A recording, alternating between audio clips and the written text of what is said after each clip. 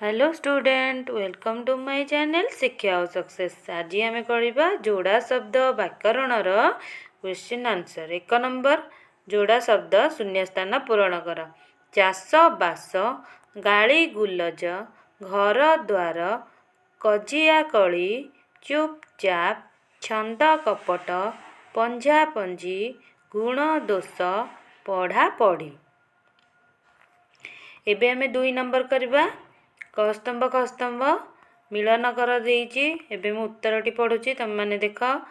गाण बाजण, घमा घोट, चुपचाप, मौज मजलिस, खेत बाड़ी, लुगा पट्टा।